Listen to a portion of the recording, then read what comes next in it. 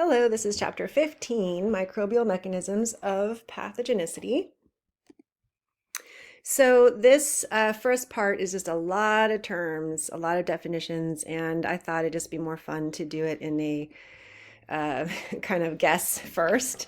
So why don't you guys pause this, see if you guys can do a match, and then I will come in after a second or after you unpause. All right, so let's see what you guys did. So we have the words pathology, etiology, infection, disease, and infectious disease. Let's see what fits. Study of the cause of disease. So the cause of disease, which could be a germ, right? It could be like a bacterium, it could be a virus, it could be protist, fungus, it could be anything. But also the cause can be genetic, like a cancer. It could be due to basically some kind of other issue like diabetes, right? So things like that. But causes of disease like the um, the etiology, right? So that's our etiology of the disease. What is a disruption of a tissue or organ caused by microbes and their products? So now that we have caused by microbes and it's a disruption of a tissue or organ, that's going to be a disease right here. So disruption of tissue or organ by microbes is infectious disease, right? Because we can have disease without actually having been infected with something. Letter C, the invasion and colonization of the body with a pathogenic organism. That's going to be an infection. Change of the state of health due to the infection. The body's not capable of performing normal functions. That's going to be a disease. And then the study of disease, the etiology, the cause, the pathogenesis. The pathogenesis just means like what are the steps inside the cell? Like what are the molecules involved to go from a state of health to a state of disease? And then, what effects it has on the body. And so that's going to be pathology. Okay, so that is our definitions. Can you have an infection and no disease? What do you think? Yes, you can. So a lot of people out there are what we call carriers. They are healthy carriers, meaning that they might inhabit, or sorry, a microbe might be part of their normal flora, but the microbe is actually considered a pathogen. If you were, I don't know if you ever heard of Typhoid Mary, but she was one of those healthy carriers of typhoid fever, which is a form of salmonella in her gut. So she was infected with that, but no disease. Anyways, so that's one example. But yes, you can have an infection, but have no disease. Here's another one. So go ahead and pause it now. Okay, so we have a measurable, observable mark of disease. So this is something that somebody else can see, they can measure it, they can really be scientific about it, right? Very objective, and that's going to be a sign. A symptom is going to be a change in body function with subjective feelings. So symptoms are like, I don't feel good, I'm tired. It's hard for someone else to gauge the sort of extent, right, of or severity of symptoms because it's based on your subjective, your subjective way you feel. And then a group of symptoms or signs is a syndrome. Okay, so out of these, right, a rash. What do you think a rash is? Rash is going to be a sign because you can measure a rash, you can see the rash change. Fatigue is going to be a symptom, right? You can't measure fatigue, you just have to believe what the kid is saying. A fever is a sign because you can take someone's fever. Pain is a symptom. A headache is a symptom. Skin lesions are a sign, and swelling is a sign. Okay. Basically, like if your kid doesn't want to go to school and they say like, oh, I'm feeling bad, blah, blah, blah. Those are all symptoms, right? The signs you're looking for if your kid is not feeling good might be like red throat, some kind of fever, some kind of rash. That's what I use basically what's the difference between a symptom and a sign. I wanted to list a syndrome for you just so you have an idea of an example syndrome. So this is Lyme's disease, which if you see what Lyme's disease entails, it's just a collection of symptoms and signs, and they all sort of are very regular in cases of Lyme disease, right? You see this a lot. So fever, fatigue, muscle, joint pain, rash, nervous system issues. So that would be a syndrome. All right, here's another one. This is a bigger one. So we will pause, right? Try and go through this and guess, and then, you learn from your mistakes. So let's pause it right here. Okay, so there's lots of terms here. Let's begin with A. What is not spread from one host to another and not person to person or animal person? So basically, this is a disease that you cannot get from somebody else. So maybe you got it from eating something bad, or maybe you got it from stepping on something sharp outside and drove some bacteria into you. So this is going to be called a non-communicable disease, because communicable means that you're able to pass it from person to person. So letter B, any disease that spreads from one host to another, well, that is the definition of communicable. Mother to child is known as vertical transmission. So transplacental means that the infectious agent can actually cross the placenta and infect the baby when the baby is still inside the uterus. During birth, could be that the mother is having she has an infection in the vagina and the birth canal, and when the baby is born, it picks up the bacteria that way. Syphilis and gonorrhea are both sometimes passed from mother to child this way. If the term is easily spread, very easy to spread it from one person to another, that's what we call contagious.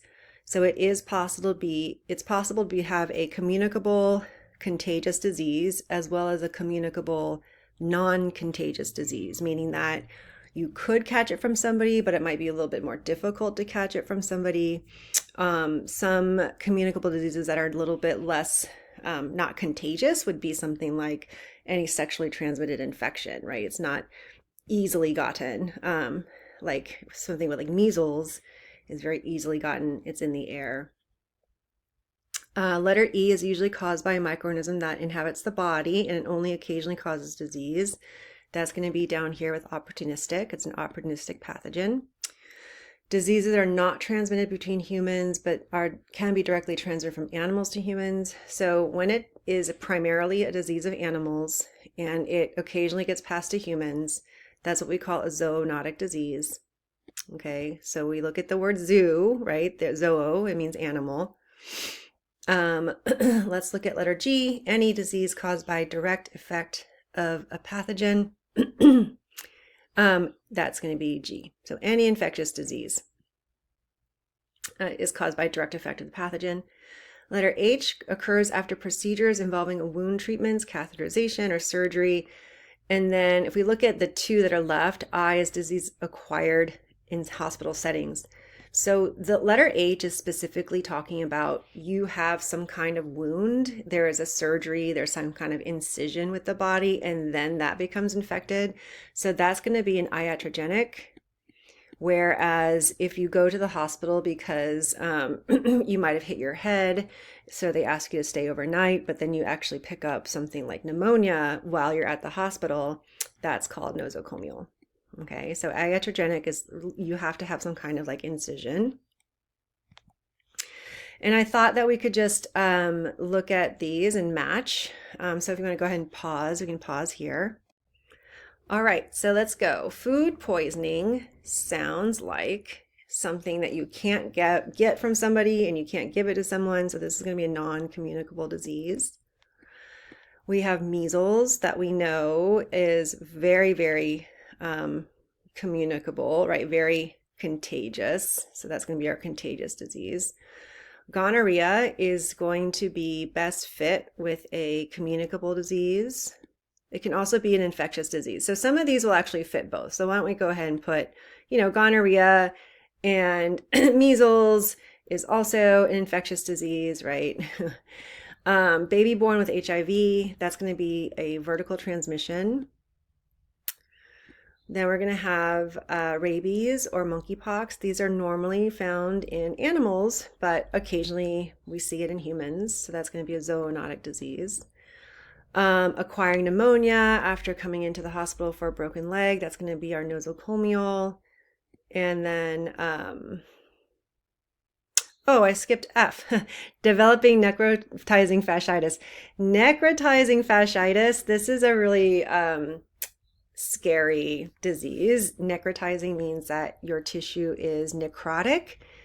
It's a term that means that your tissue is dying. Usually dying tissue will turn black. So you have these black tissue on the patient, and then fasciitis is the fascia, so it's connective tissue in the skin that's all being sort of destroyed by the microbe. As a result of a surgical wound, this is going to be our iatrogenic example.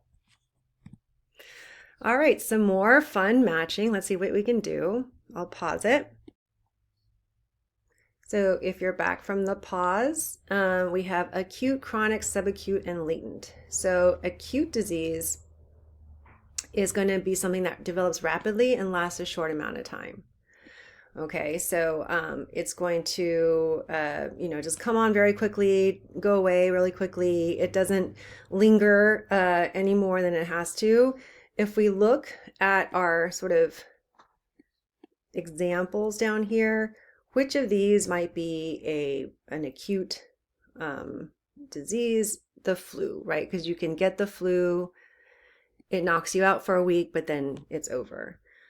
Letter B, the pathogen is inactive for long periods of time and then becomes active and produces symptoms. This is a latent disease. A great example for latent disease is going to be here, letter E, which is going to be shingles or cold sores or genital herpes. So these are actually all caused by the same family of virus. They're herpes viruses. Shingles is something people get after they have to have been infected with varicella zoster. It's basically a virus that causes chickenpox. And then once you have chickenpox, it goes away, but the virus actually lingers in your body inside of your nervous system, in the neuron. And then when people are older, sometimes they get shingles, which is like that latent disease of chickenpox. And so cold sores and genital herpes, people get outbreaks every once in a while. That is an example of latent disease. It completely disappears, but then every once in a while it pops up. Let's see. Let's move on to it starts with A. Develops slowly. Body's reaction is less severe, continual, or recurrent for long periods of time. So this is going to be a chronic disease. And if we look down here, we did shingles, we did the flu. Out of subacute endocarditis and hepatitis C or AIDS, chronic means that it's present most of the time in very low amounts, and sometimes you're able to function, right, with a chronic disease, but you're still not perfectly healthy. So that's going to be a hepatitis C or AIDS. Subacute, of course, is between acute and chronic. And then I was looking up some examples for subacute, and a lot of them have the word subacute in their name. So subacute endocarditis is one of these. Moving on to the periods of disease. So you just want to know these terms: incubation period, prodromal period, the illness period, period of decline, and convalescence. And you can see that the red line here, okay, are going to be the number of pathogens that are in your body. So this is the number of pathogens. As this line goes up, the more pathogens are in your body. And also severity of signs and symptoms are in blue, okay, which is mentioned over here. So the blue line. So we can see that in this upward swing in the first incubation period, we have inoculation, right? We have some kind of infection, and then we have the pathogens reproducing, but the number of pathogens reproducing is not enough for you to have any symptoms. So you still have no symptoms at all. Then once you enter the prodromal period, we can see a huge upswing, right, in the number of microbes, and then continues that huge upswing up to the period of illness. And then we can see, okay, now we have our symptoms coming on. The first prodromal period is when you start to feel sick. So, oh, I don't feel well. I might be fatigued. You might have a slight fever, but that's pretty mild. You know you're getting sick. And then the period of illness is when your pathogen number peaks, your signs and symptoms of disease are most severe. And then, of course, there is a break, right? Hopefully, we all get better. So, your immune system will begin to win over the pathogen. The number of pathogen particles go down, and so does your severity of your symptoms and signs. And then we can see here that in a period of convalescence, when you're better, right, we can see the symptoms really kind of go way down. So, we don't really have a lot of symptoms anymore. But we still have some, right? Sometimes we can still have some active particles of pathogen in our body. So this overall chart, right, the time is very different for any different microbe. So depending on whether it's the cold virus or the flu virus or COVID, or it could be, some kind of food poisoning, the amount of time each period lasts is going to be different for each microbe. But this is the general order of your periods of disease. All right, back to Koch's postulates. In this chapter, we introduce some caveats or some, little mistakes, or I can't find the word for it. But anyways, we're going to look at Koch's postulates with a very critical eye. So just to remind you that we have a suspected causative agent, right, that is absent from our healthy microorganism, the mouse, and then the disease organism has to have it, right? So we have no microbe. Yes, we have a microbe. Then when we grow it, right, because this doesn't have it, we have no microbe growing. And then here we have the causative agent. We put this into a healthy mouse. The healthy mouse is susceptible to it and dies in the same way.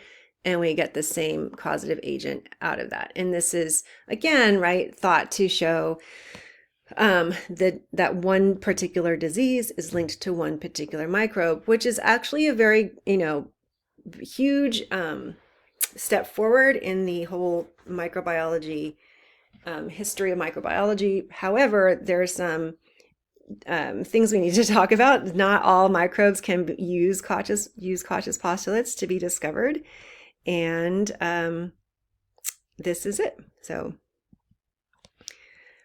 all right, if we look at the postulates again, if we look at postulate 1, the suspected causative agent must be absent from all healthy organisms. That's not true, because pathogens can be found in healthy people as part of their microbiome. And there are some bacteria on our body that can be pathogens to others, and they leave us alone, right? So we talked about people being carriers. They can carry pathogenic microbes as part of the normal flora. Postulate 2, the causative agent must be isolated from the diseased organism and grown in pure culture. And we know that you can't grow everything on a culture dish, right? You can't do that. So there's a whole category of viruses, right? You can't grow viruses on a petri dish. They need, eggs to be grown in, or they need animal cells, or they need some kind of cells, right, to be grown. There are also bacterial parasites that can't be grown by themselves. They actually also need cells. There are some microbes that are very, very finicky. We'll call them fastidious, that need special nutrients within the broth or within the plate, or they won't grow either. So it's not that easy. You can't just pop something on a plate and expect it to grow. So this is going to be very difficult for some pathogens. Number 3, the assumption that if you give someone the cultured agent, they're going to come down with the same disease. And that's not actually true, right? Because we all know that if you and someone else, maybe like husband and wife, if you both get a cold at the same time, you'll have very different symptoms, right? Someone will have worse symptoms than the other one. And so just the assumption that all healthy test subjects are equally susceptible to the disease is not going to be correct, because individuals are not equally susceptible to disease. We all have a unique genetic makeup. We all have a unique immune system. We have a unique microbiota. There's just a lot of differences between people, so that the same disease or the same pathogen may not cause the exact same disease in two people. And then number 3, the cultured agent must be injected into a healthy person. Well, maybe not here. There's ethical concerns if you're going to just go ahead and give someone a pathogen and just, tell them that, we're just going to see if you come down with the same disease as this other guy. It's probably not going to happen in the United States. So what we do is we do animal work, right? We're going to use mice, guinea pigs, and when a microbe enters into a mouse, let's say, the mouse is a very different animal than a human.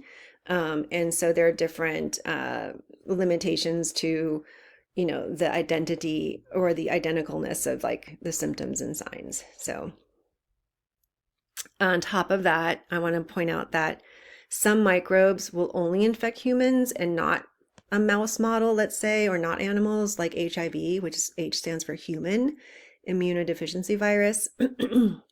So sometimes you can't use animal models as well. All right, let's talk about pathogenicity, virulence, and infectious dose. What pathogenicity means is the ability to cause illness, okay? It's the ability of any microbial agent to cause disease. The noun is, that is a pathogen. It is a disease-causing microbe. The degree, right? Well, how strong is the disease? How is it going to be a mild disease or is it going to be a very severe disease? That's called virulence. And a microbe can be pathogenic but has low virulence, right? So it can cause disease, but it's not a bad disease, such as a mild cold. Also, a microbe can be pathogenic and highly virulent, right? So like Ebola virus, is like a very high death rate. It also causes really severe illness in the person. Okay, so how do we sort of put a number on the virulence? And we can see that there is something called the infectious dose 50.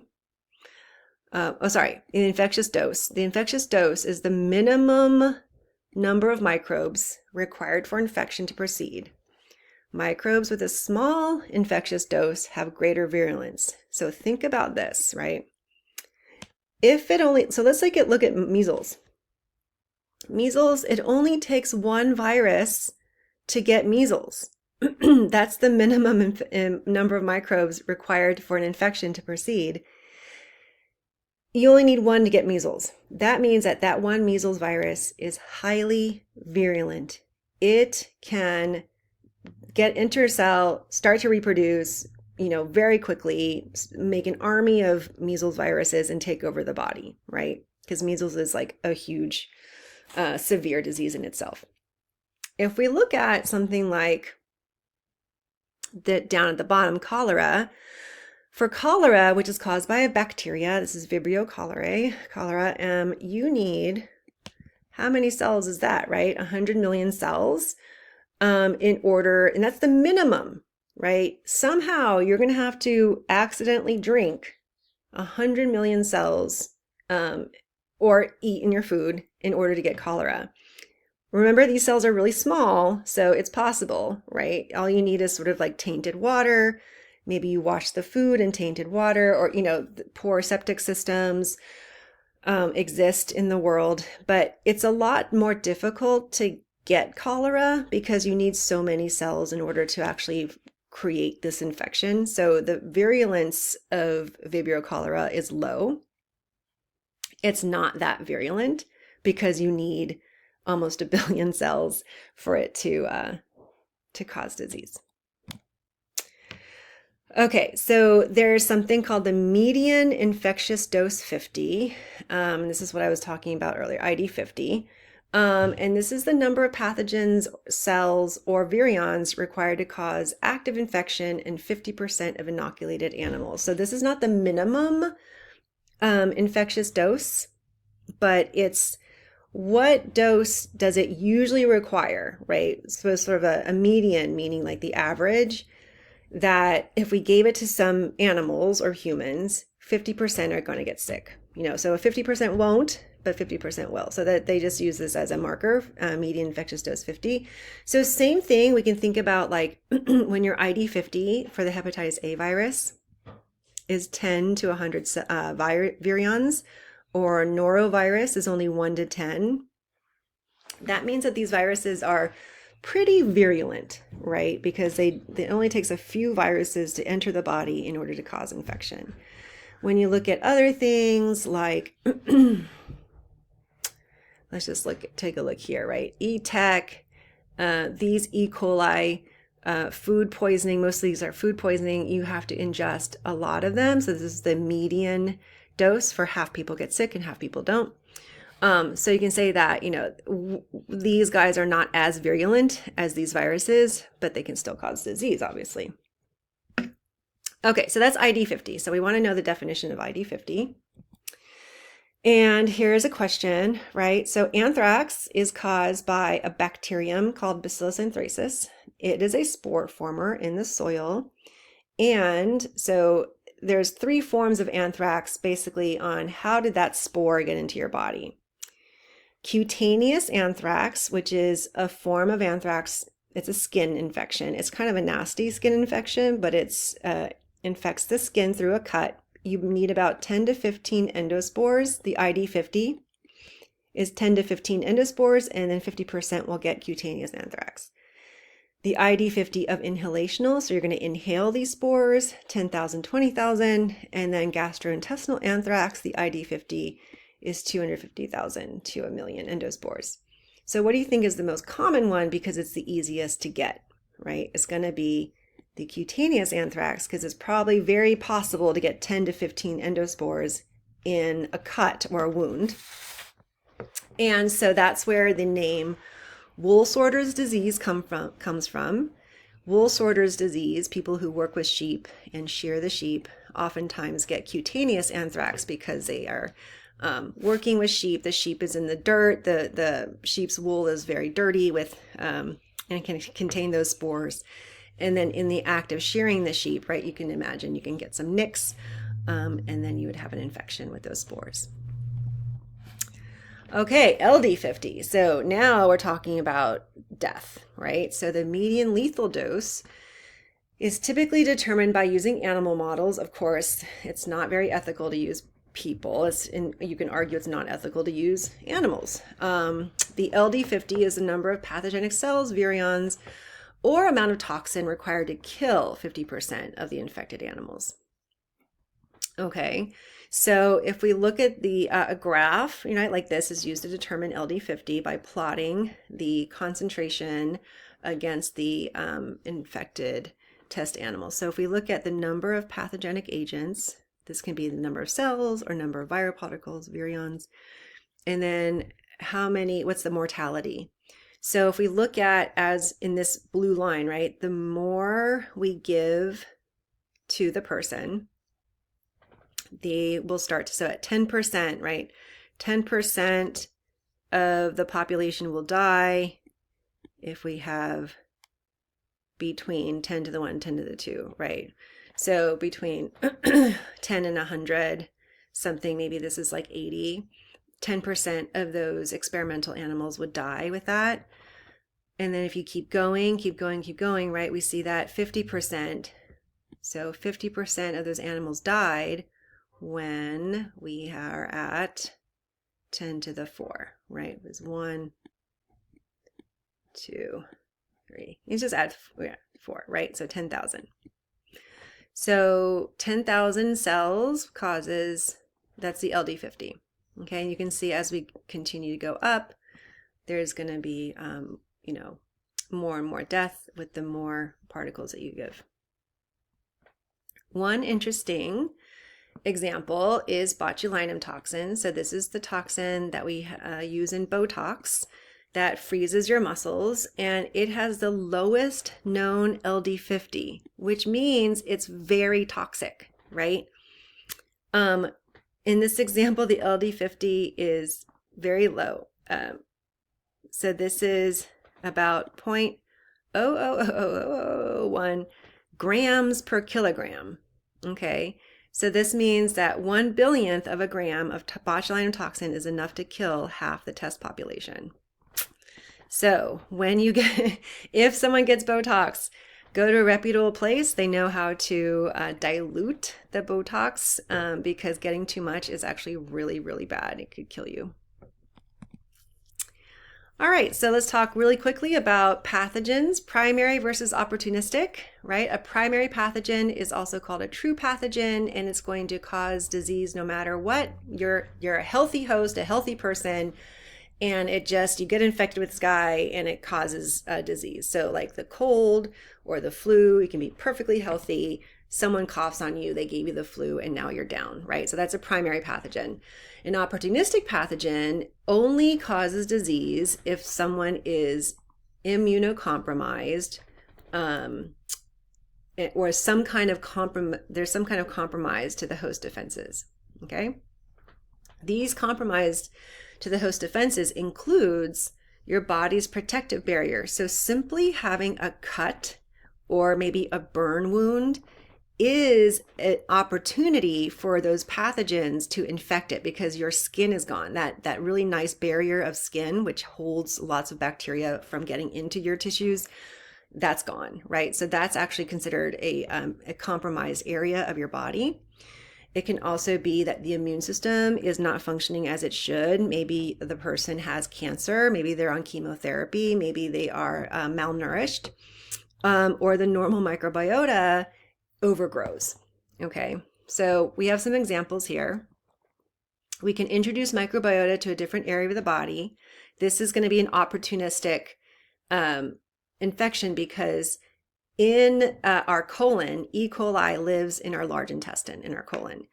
Every once in a while, that E. coli can find its way, mostly in women because the space isn't that long, far away, but the area, the E. coli can actually make its way into the urethra and go up the urethra to the bladder and cause infection.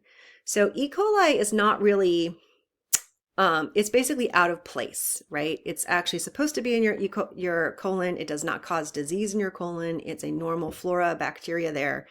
But if it's moved out of place, it can cause infection. So that's how this is considered an opportunistic pathogen. If we have a changes of microbiota, so C. difficile, remember we talked about that, superinfection.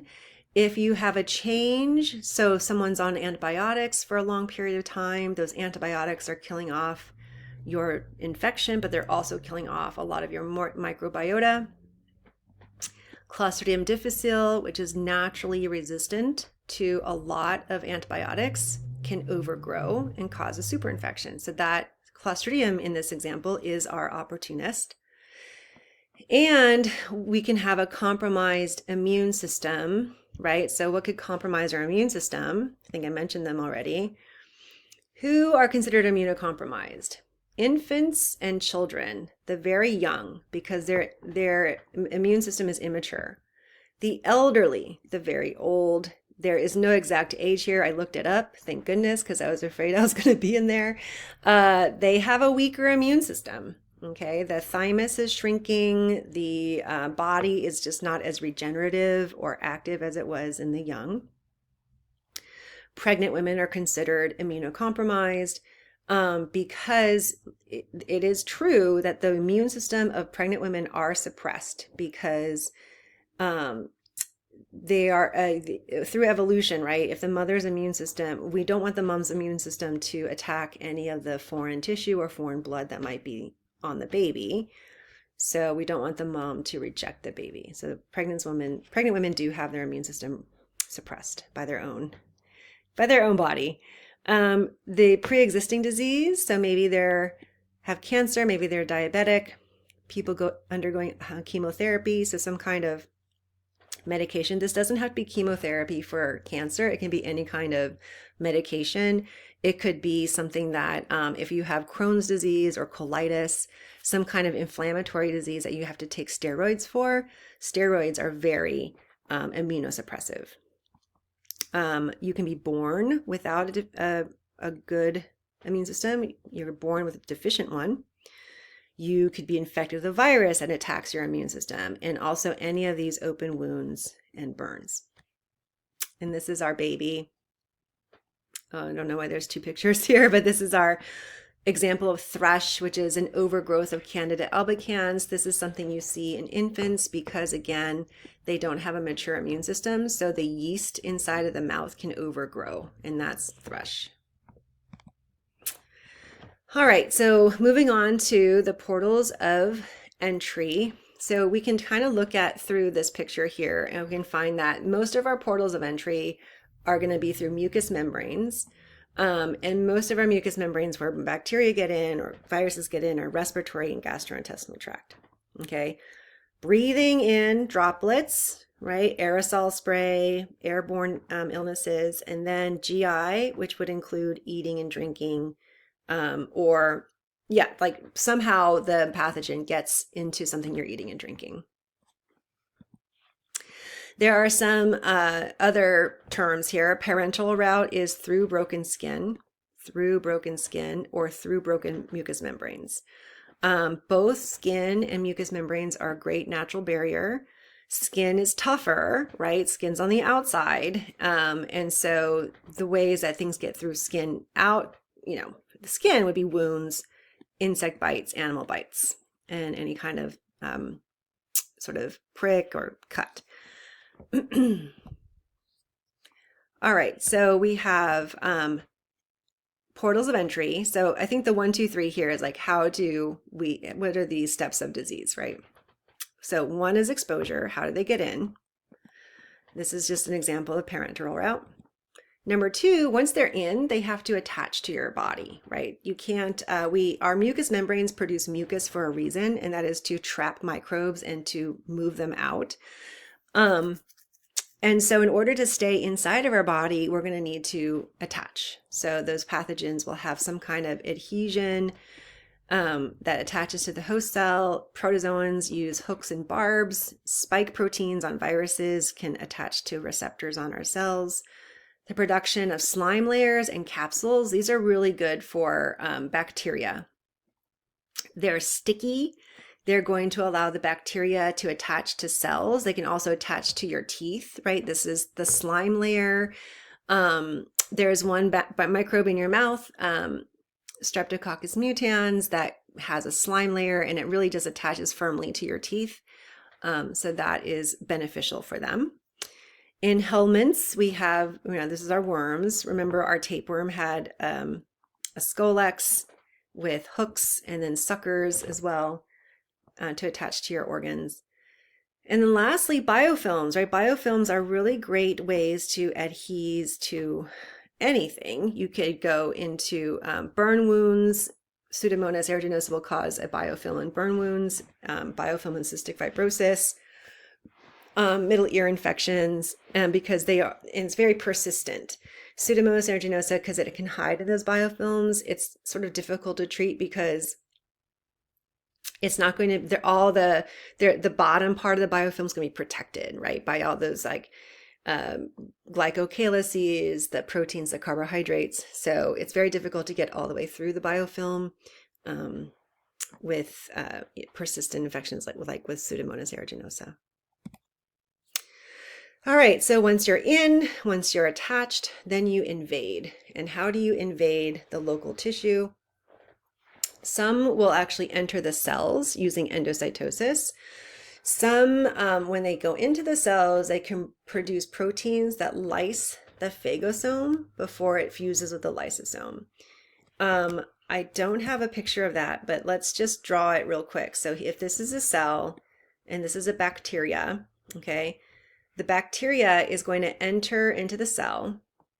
Okay, let's say they do it with endocytosis. So let me actually just change the colors here. So I'll make the bacteria, oh, that didn't change the color at all. So I'll make the bacteria green. So once the bacteria gets in, if they get in through endocytosis, then that means that the cell created a vesicle, right, to bring in the bacterium. The next step, So this is called a phagosome, okay, because it just ingested through phagocytosis this bacterium. The next step, if you want to kill the bacteria, is to have a lysosome fuse together, right? So we're going to fuse the lysosome together with this phagosome so that those digestive enzymes can enter and kill the bacteria, right? So we have to have this fusion occur in order for those digestive enzymes to, and acid basically, to destroy the bacteria. Otherwise, bacteria is fine. So what this is saying is that the bacteria, right, it will actually make proteins that lyse the phagosome. So this, in this case here, the bacteria can actually cut open this phagosome and then escape, right, before we have fusion, before the cell has time to like digest it. So that's pretty tricky of that. Shigella can do that. And then pathogens may also produce exoenzymes or toxins, which serve as virulence factors that allows them to colonize and damage hosts. And we'll look at that in the next slide. This is a great example of how evolution has really fine-tuned the invasion of microbes to a very particular part of your body. Here we have Helicobacter pylori. This guy, you can see the flagella. This is the This is the bacterium that causes stomach ulcers. And if we examine what's happening here, we have the gastric mucin gel. That's mucus, okay? The cells of your stomach lining are underneath this really thick stack of mucus, because this is normal. Your stomach protects itself from its own acids with mucus.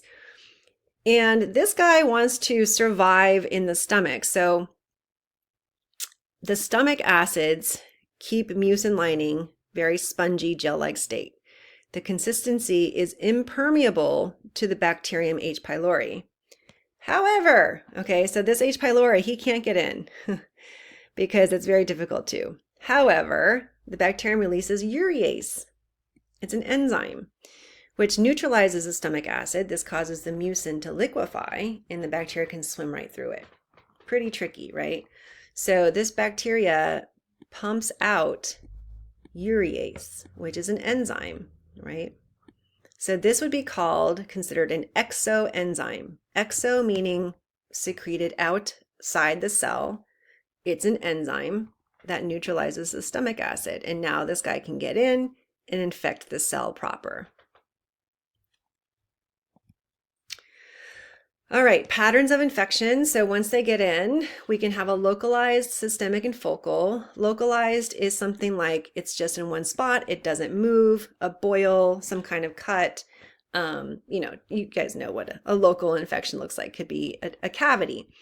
Systemic infection is where your whole body is going to be encountering the illness, right? It's not just one area that has the flu, it's your whole body. So that's going to be systemic. It spreads to several sites through tissues, through the bloodstream. And then a focal infection is where you have a primary infection. So you have an infectious agent, it's breaking loose from a local infection. So a lot of times this is a tooth decay. So you might have a cavity here, right? And because cavities, the bacteria is close to the blood supply of the tooth, sometimes that bacteria can escape into the blood system. And then the heart is a common place for the bacteria to rest, because the heart has all kinds of nooks and crannies and different, if you guys had taken anatomy and you think about the interior of the heart, the muscle is really basket woven shaped, and then you have those the valves that can catch microbes. Anyhow, this is what a focal infection is. So the heart would be the focal infection of your bacteria here. And then most organisms will leave the way they came in. So I won't go through all of these, but we can see that, there's many routes of exit. And that's it for part 1.